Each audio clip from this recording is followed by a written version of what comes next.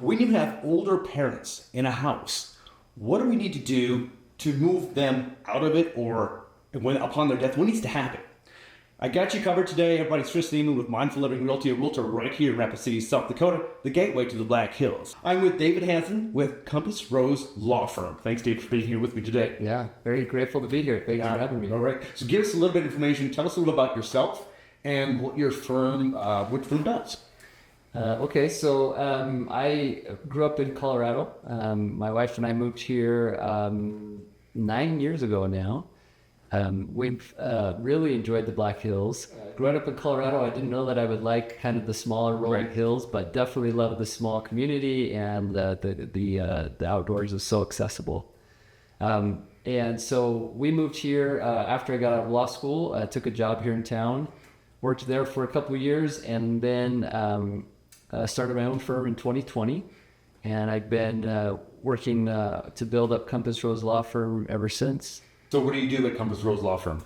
So we focus primarily on estate planning, so wills and trusts and powers of attorney, and helping people transition wealth generationally.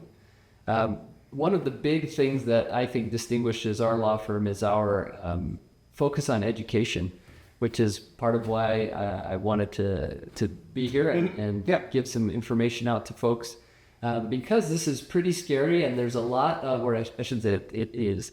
It can feel daunting. It is. You're right there. It can feel very daunting and overwhelming. Most of the time, you have no training, no classes, no background in any of this type of stuff until it's thrust upon you.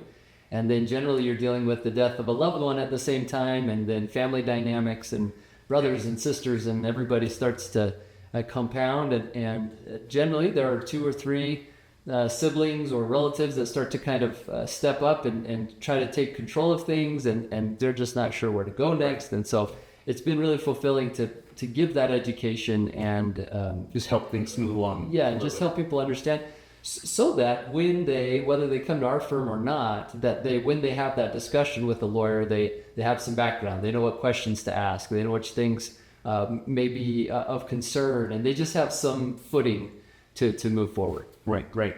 And we're dealing with older parents kind of getting up. So we went to one of his classes about probate. So tell us a little bit more about those classes that you put on. Yeah, great. We've been partnering with Community Education of the Black Hills. Great organization. Yeah, they do good work. They make it so easy for me to get the information out. They take care of all of the scheduling, and they even make the photocopies for me. So they just do a great job. And so I really, really appreciate all of their hard work. But so I teach generally 3 classes per season. They have 2, one in the spring and one in the fall. The main focus, I do one on business planning for entrepreneurs, and then I do one on estate planning, which is more focused on wills and trusts. And then I do one on probate, which is focusing on kind of the procedure of what probate is and try to dispel a few myths, talk about why probate can be helpful, and just try to give people a basis for where to start and how to approach an attorney in all of that process. Right. Yeah, that helped us really get a kind of roadmap as to what's been happening in the future, for sure. Right. So the purpose of this video, we're going to talk about a couple scenarios where, dad dies, mom's alone, and how everything's going to revolve around that real estate. Now, a couple of disclaimers. First one for me is going to be, there's a lot that goes into this. So we're basically going to just high level, basic idea. We're not going to get into the weeds on anything. We just want to answer a few questions that'll hopefully be helpful to you on how to move that, transfer that property in certain situations. But the main thing is to be like, okay, I understand how things go. But the main thing is to talk to one of these guys, which that'll put over him for his disclaimer. Yeah. Thanks. Yeah, I just want to make sure that everybody understands this is not intended to be legal advice for any particular scenario, although we will try to talk about some general scenarios that many people will fall into. We just want to make sure that people understand this is complicated. There's a lot of complexity here. There's a lot of areas of law that sort of overlap or culminate all into estate planning. And so you definitely want to talk to a qualified and competent estate planning attorney when dealing with your will, with your trust, And then when going through probate or administering a trust, you want to talk with an attorney who's experienced in doing that so that you can get the help and the advice that you need to best administer and hopefully maintain your familial harmony, making sure that the parents and brothers and sisters all still love each other afterward. That's a big deal, and it's unfortunately the case where some people lose some of that during the process. So yeah, please, if you're looking for more information, please reach out to a qualified attorney. Thanks. Not legalzoom.com. I always tell this joke when people bring up LegalZoom or Rocket Lawyer or something like that. My mentor got a question like that. I was on the phone, I was listening, and he said, "Oh, I love Rocket Lawyer," and the client says, looks at confused. He says, "What do you mean?" He said, "Well, because you spend $500 to make a mess that I could charge you $20,000 to clean up." And so, of course, he said that tongue in cheek, but but it is part of it is true. 100%. All right, so we're gonna have first scenario. In all these scenarios, men, they always die sooner. So dad dies, mom's alone in the house, right? And mom wants to stay in the house. She's healthy enough, we're okay. But we know that it's time to talk about what's going to happen after the fact when mom actually dies. So what are the best scenarios to prepare for that fact that when mom dies, we need to move that house along to another member of the family? What are the vehicles you use? How does that work? Yeah, great question. So I would say that you even maybe would back up one step further. You'd hope to plan this while dad's still alive. Sure. But if you're in the scenario where there isn't much planning having been done, there are three main mechanisms to transfer that. So the first one is very commonly known as a will, a last will and testament. Mom could have that will drafted and dictate where the house would go or to whom or how it would be divided. She could also dictate or require that it be sold and the proceeds of the sale. She could also tell them who should be the builder in that document. Nice. But that would be kind of the most basic way of doing it, is having a will and expressly stating in the will how that house should be dealt with upon her death. Okay. The next one that I'll bring up is a revocable living trust. There's lots of types of trust. Many of them are irrevocable, and those are, I kind of consider those advanced planning techniques. So again, we'll keep it basic. But it's simple. But the revocable living trust is the trust that most people think about. If you have a revocable living trust created, and then you transfer the house into the trust, Which is its own entity, correct? Yes, let's talk about it like it's an entity. Yeah. And so you would transfer the title of the home by having a quitclaim deed drafted, and transfer that the title into the name of the trust. Yep. And then the trust would govern how that home was transferred. The big thing about the revocable living trust is it's designed to avoid probate. But the caveat there is that a trust can only protect what it owns.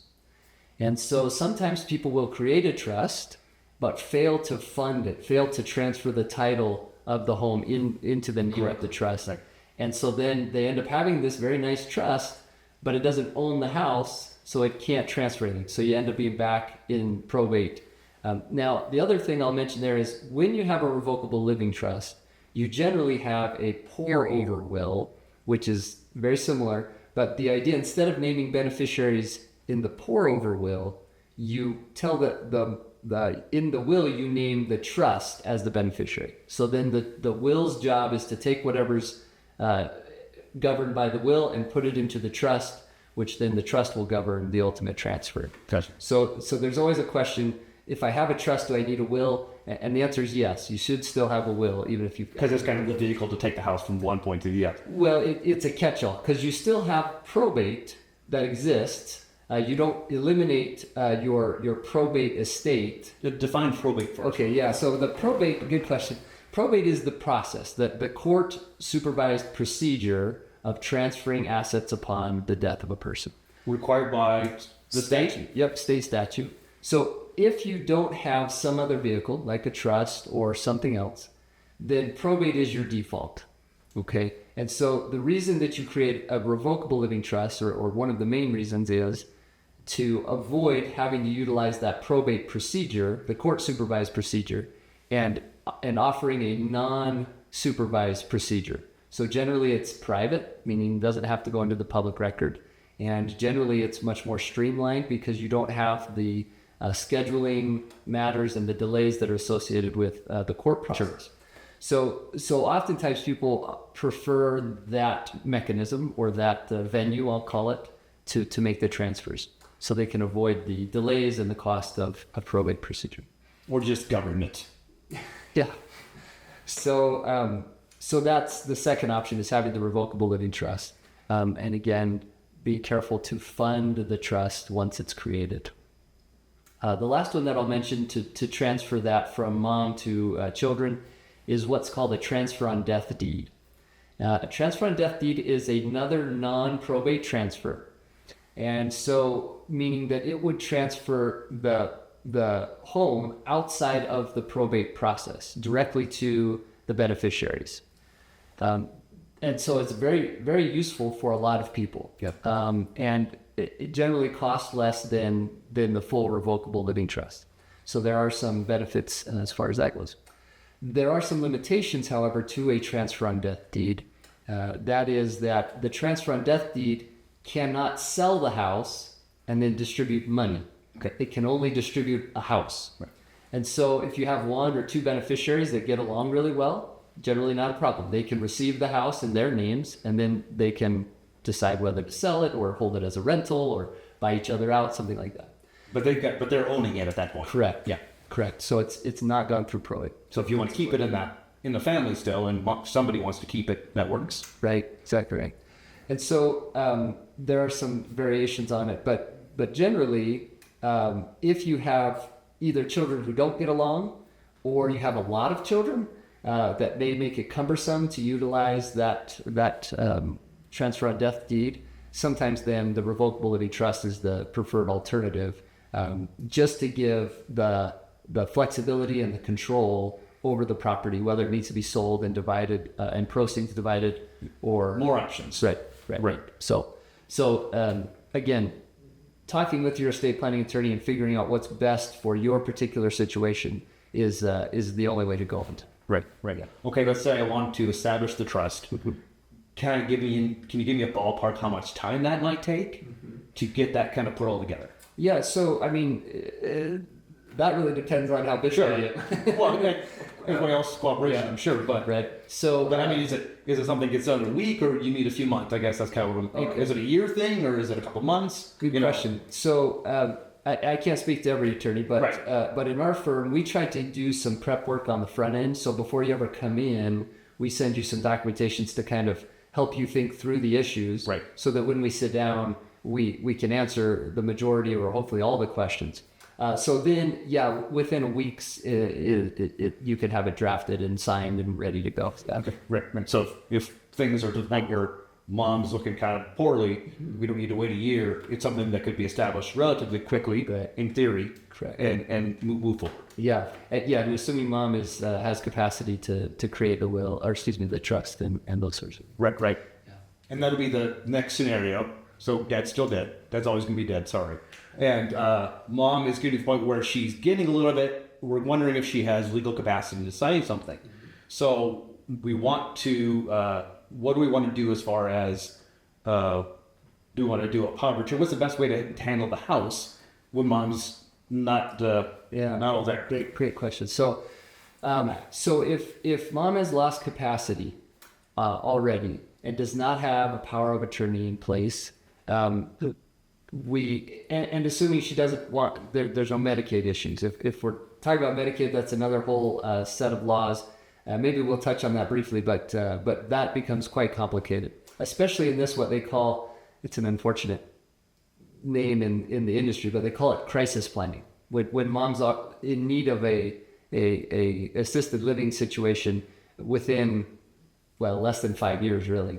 But when mom's declining and we're trying to fix something, then we have what they call crisis planning for Medicaid. But on the other hand, if mom had signed a power of attorney prior to her losing capacity, that would be the ideal situation. If that doesn't happen and mom has already lost capacity and there's nobody authorized, then the other alternative is a guardianship or conservatorship. Now, people will use those two terms interchangeably: guardianship, conservatorship. There is a difference. Guardianship is more like healthcare, well-being, overall care for the person. Okay. And the conservatorship is more about the financial aspect.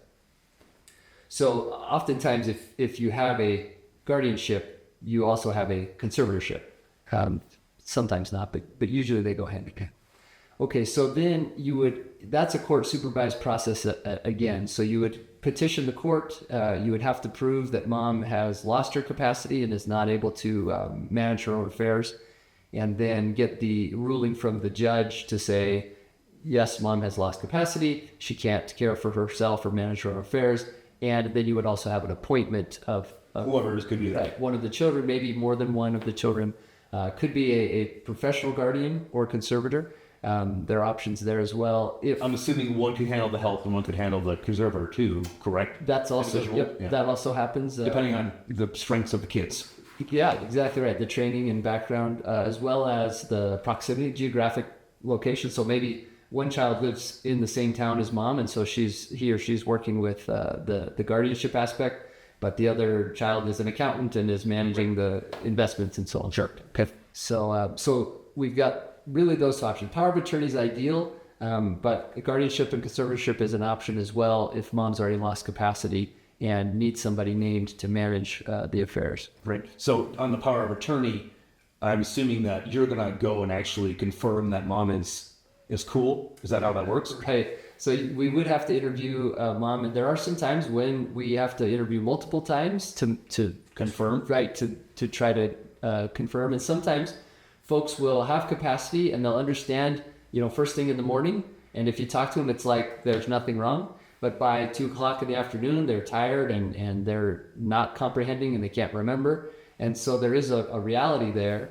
that you need to meet mom where she is and try to help. There are other times when, it's just you need professional medical advice as to, cognitively how you're really doing, and those sorts of things. So it can become involved, but generally, if you're thinking ahead, then you can hedge off some of those issues. So even having it done sooner rather than later, right, even if you feel like it's 10, 15 years down the road, right, getting that part done so it's taken care of is probably not a bad idea. Not a bad idea at all. And in fact, there are sometimes people will say, you know what, I don't want my kids meddling in my business, right? And that is a legitimate way to do it. And the mechanism to allow you to establish the power of attorney while you have capacity, but also to keep the kids out of your business until you lose capacity, is what's called a springing power of attorney, meaning it does not become effective until you lose capacity.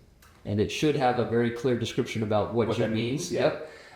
When you lose capacity, but that is an option as well. So you could name the people who will act, but they are not authorized to act until you've lost capacity. Yep. Okay. Very good. I did have someone recently that what their thinking was on this was, well, I'm just going to have my son quit claim his name on my deed. So okay, when I die, he's on the deed. Obviously, he just transferred the house, right? Mm-hmm. I'm assuming that's not great. Yeah. Well, okay. Depending, I suppose it depends. It's very case by case. So what you're talking about is joint ownership, and many people, especially married people, are very familiar with joint ownership, and it's very intuitive how that works. And if you were to put a child's name on the deed to your home or a bank account or something like that, it can be useful, and if the child is trustworthy and has no creditor problems, then it could be a fine scenario. The result would be that when mom passed away, that the child would receive the house 100%. The issue, though, is if that child has creditor problems and they now have this asset that they own as a joint owner, that asset now has become subject to their creditor issues. Yeah. And so you could easily see why that becomes a big issue right away. And people also often will do this with checking accounts so that children can write checks. Again, same issue. The child has total legal authority to take everything out of that account and take it to Vegas or put it in their own separate account. You're giving them ownership to what's in that account, or to the home. So it can be very dangerous and should be applied only with extreme caution. The other piece is, once you've given them ownership, you can't get it back.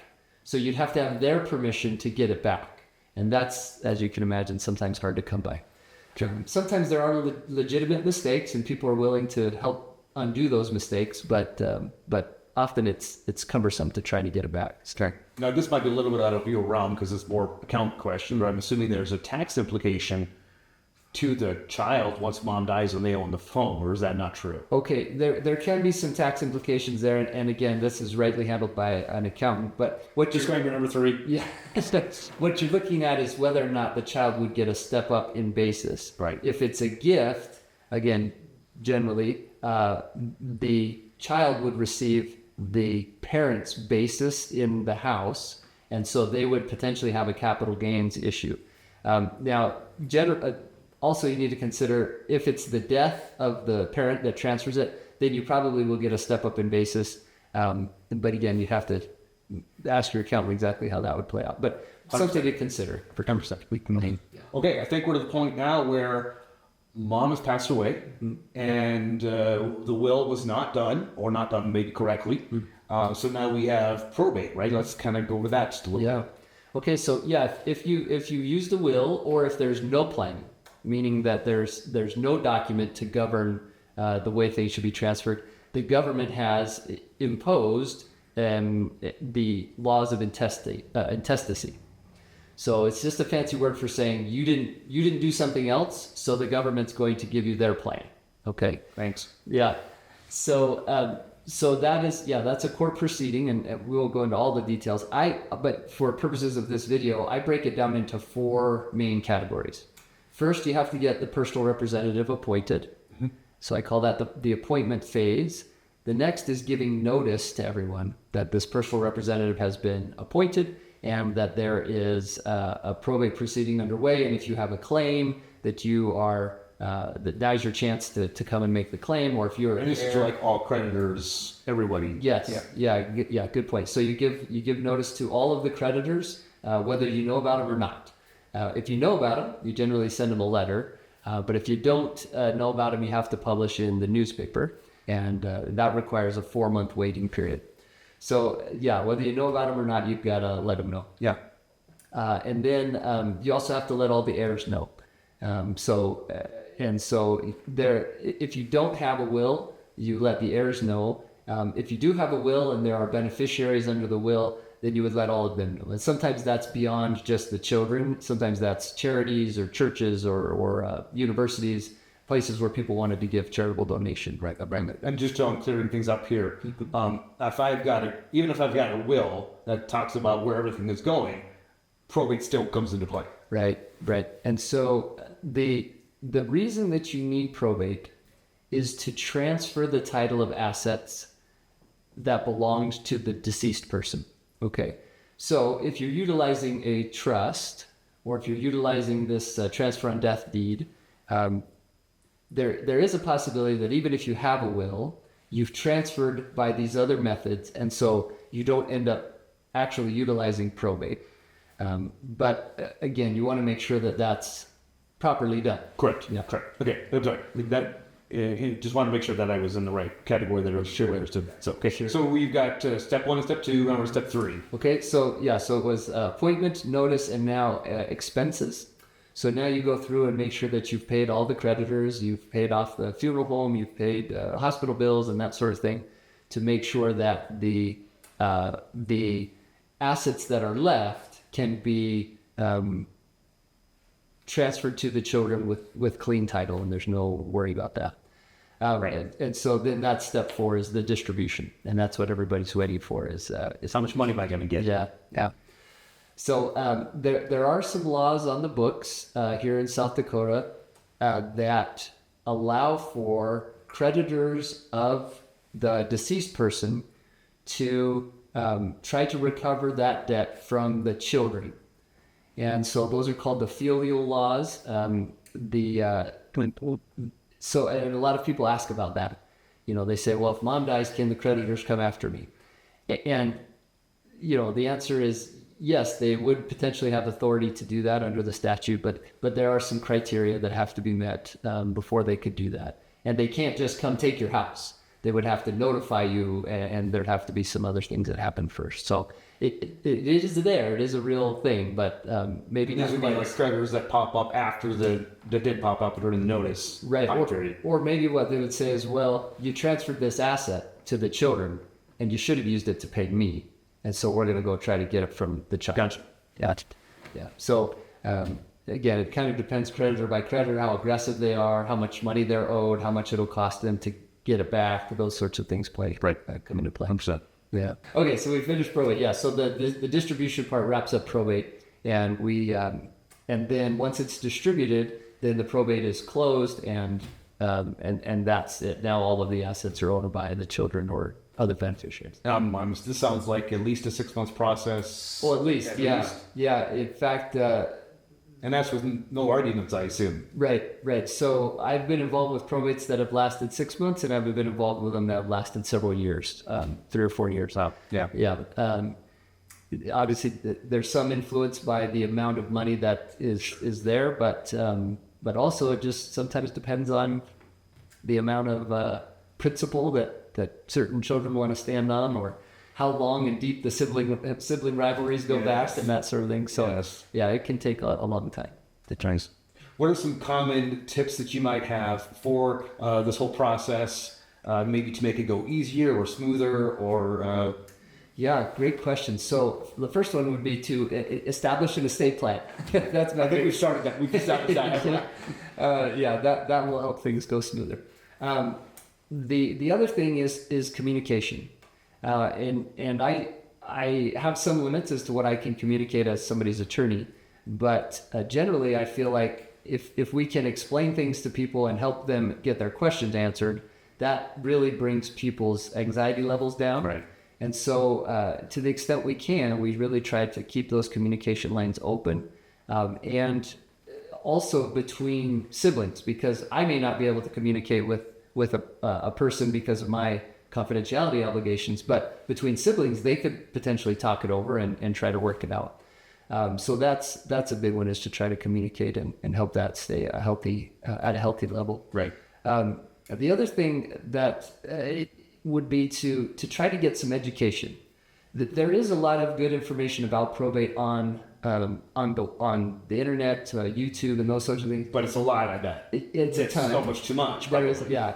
And the other thing is, probate is state specific. So just because somebody said something happens, you need to understand, are they talking about New Jersey? Are they talking about Massachusetts, South Dakota, or somewhere else? So it's important to understand and keep it in context, right? That may be something useful, but let's keep it in the context that may only happen in their state. Yeah, that's like real estate law. Just because you had something happen in another state doesn't mean that how it's happening here. Exactly. Yeah. So those would be my big tips: is try to get some education, try to inform yourself, but go talk to an attorney and get that information. And if you feel like you need to have a class or something, I teach a class, but try to educate yourself so that the fear and the concern is managed. Right. And I'm kind of catching sooner rather than later is a lot more helpful in this scenario. Right. There's so many things that play into it. The children's influence over the parents, the children's influence among themselves. Yeah. Those sorts of things all play a part in it, and so yeah, the more that you can talk about it, and it's not a scary thing, not that you have to interrupt Christmas dinner or something with it, but so what do we know about those parents? You guys are about dead, so yeah. Noticed you were coughing a lot, Mom. Should we be concerned? But those sorts of things, having those discussions can be real helpful. Anything else we haven't talked about that would be important for this conversation? Okay, so I don't know if we want to go too deep into this, but I do think Medicaid is worth touching on here. Go for it.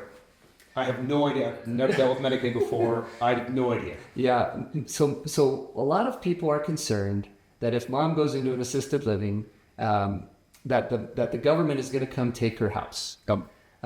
So Cool. I just want to touch on this a little bit. So the idea that the government will just come and put mom out on the curb and take the home, that's not going to happen. South Dakota is one of the more aggressive recovery states. And so they do have some pretty strict laws about how those types of things should be handled. And those laws are not very forgiving. I mean, they are what they are and they're established. So what generally happens though is if mom has to go into a long-term care facility and she has to utilize Medicaid to do that, then the home at a certain point would become a disqualifying asset for her. So what that means is it would be counted that she could potentially sell that home and pay for her own care.